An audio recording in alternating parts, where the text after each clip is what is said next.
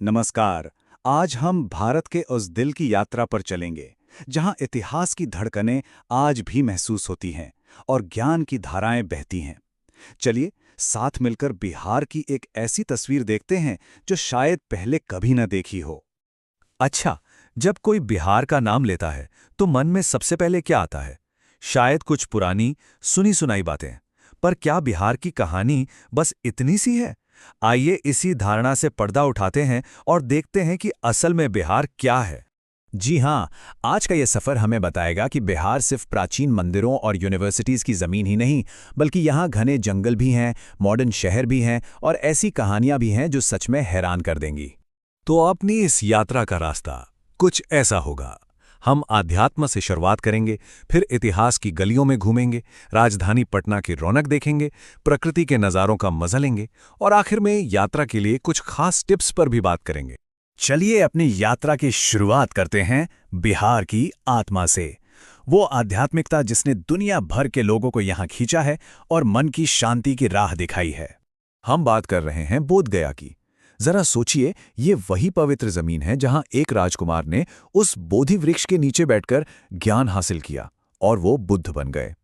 आज भी दुनिया भर से लोग उसी शांति और सुकून की तलाश में यहाँ खिंचे चले आते हैं। यहाँ की सबसे खास बात यह है कि महाबोधि मंदिर सिर्फ एक पूजा की जगह नहीं, बल्कि यूनेस्को की वर्ल्ड हेरिटेज साइट है। ये शांति और मेडिटेशन का एक ऐसा सेंटर बन गया है जिसके चारों ओर कई स्तूप, मठ और म्यूजियम बुद्ध की कहानी को जिंदा कर देते हैं।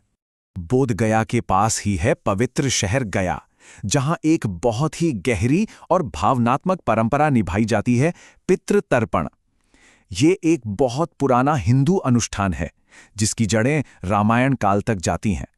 यहां लोग अपने पूर्वजों की आत्मा की शांति के लिए प्रार्थना करते हैं। बिहार की आध्यात्मिक जमीन किसी एक धर्म तक सीमित नहीं है। ये जैन धर्म के लिए भी उतनी ही पवित्र है। पावापुरी में भगवान महावीर को निर्वाण मिला तो वैशाली शहर भगवान बुद्ध और महावीर दोनों की कहानियों का गवाह रहा है। सच में ये आस्थाओं का एक संगम है। तो इन आध्यात्मिक कहानियों से अब हम समय में थोड़ा और पीछे चलते हैं और बिहार के उस शानदार इतिहास की परतों को खोलते हैं जिसने भारत की नींव रखी थी।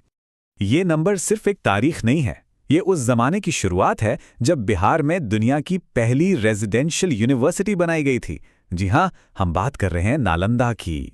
जब कोई नालंदा के इन खंडरों के बीच चलता है तो ये सोचना मुश्किल नहीं कि ये ज्ञान का कितना बड़ा सेंटर रहा होगा। यहाँ का म्यूजियम और मशहूर चीनी ट्रैवलर ह्वेनसांग को समर्पित मेमोरियल हॉल हमें उस दौर की याद दिलाते हैं जब दुनिया भर से स्टूडेंट्स यहाँ ज्ञान की खोज में आते थे। और अब एक ऐसा फैक्ट जो शायद हैरान कर दे। बिहार में भारत की सबसे पुरानी रॉक कट गुफाएं हैं, मतलब चट्टानों को काटकर बनाई गई गुफाएं।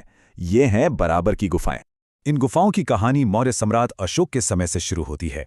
सोचकर देखिए, उस जमाने में बिना किसी मॉडर्न टूल के ग्रेनाइट जैसी सख्त चट्टान को इतनी सफाई से काटना और अंदर से शीशे की तरह चमकाना, ये प्राचीन भारतीय इंजीनियरिंग का एक ऐसा कमाल है जो आज भी हैरान कर देता है। अब हम प्राचीन गलियारों से निकलकर बिहार के धड़कते हुए दिल, इसकी राजधानी पटना में चलते हैं, जहां इतिहास और आज का दौर दोनों एक साथ सांस लेते हैं।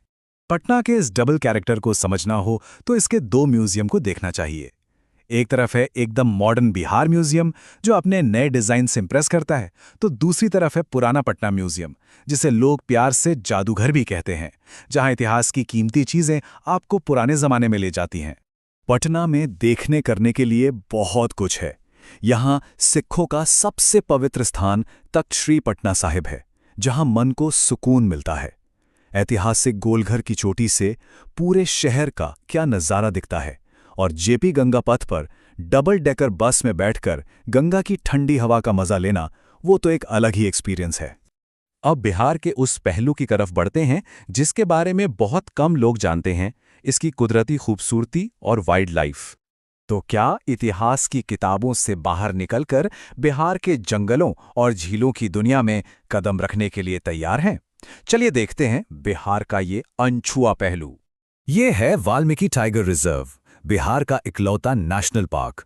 ये बाघों, हिरनों और सैकड़ों तरह के रंग बिरंगे पंछियों का घर है।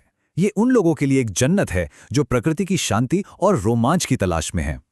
और अगर पंछियों को देखने का शौक है तो बिहार निराश नहीं करेगा।